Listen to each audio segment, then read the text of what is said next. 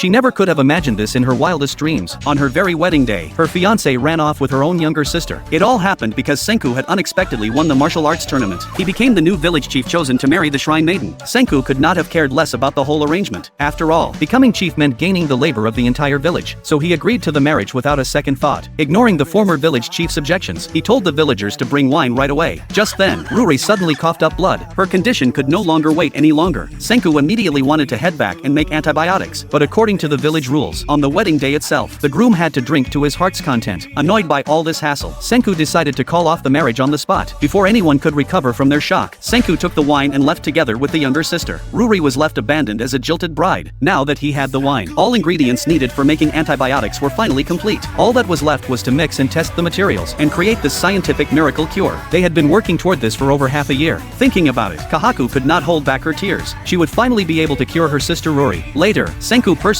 gave Ruri the antibiotic to drink. He used a glass speaker to listen to her breathing. From inside Ruri's body, Senku heard a goat-like wheezing sound. He realized fluid had built up in her lungs. At that moment, he spotted a dead rat nearby. He dissected it right away for an examination. He found red inflammation in the rat's lungs. It was clear the rat had been infected as well. The real problem now was identifying the exact type of bacteria. Even a miracle cure had its limits. If it turned out to be tuberculosis, not even special medicine could save her. Just then, more bad news arrived. Ruri's condition took a sudden turn for the worse. Her life was hanging by a thread. The villagers blamed Senku's white powder for her worsening state. The former village chief even grabbed Senku by the neck. Senku stayed perfectly calm. He knew exactly what was happening. These were the distinct symptoms of pneumococcal infection. In other words, Ruri was suffering from pneumonia. Antibiotics were the perfect cure for this illness. If she kept taking them, she would make a full recovery. Thanks to Kohaku carrying hot spring water every single day, she cleaned Ruri's body and helped raise her body temperature, which greatly slowed the spread of the disease. After days of taking the medicine on schedule, Ruri's illness was completely cured at last. She regained her strength and walked briskly again. The former village chief broke down in tears. He officially named Senku the new chief of Ishigami village. Senku looked utterly confused. He wondered why every villager shared the same surname as him. Just then, Ruri walked over to him. She told him she had known him long ago, all the way back 3,700 years ago.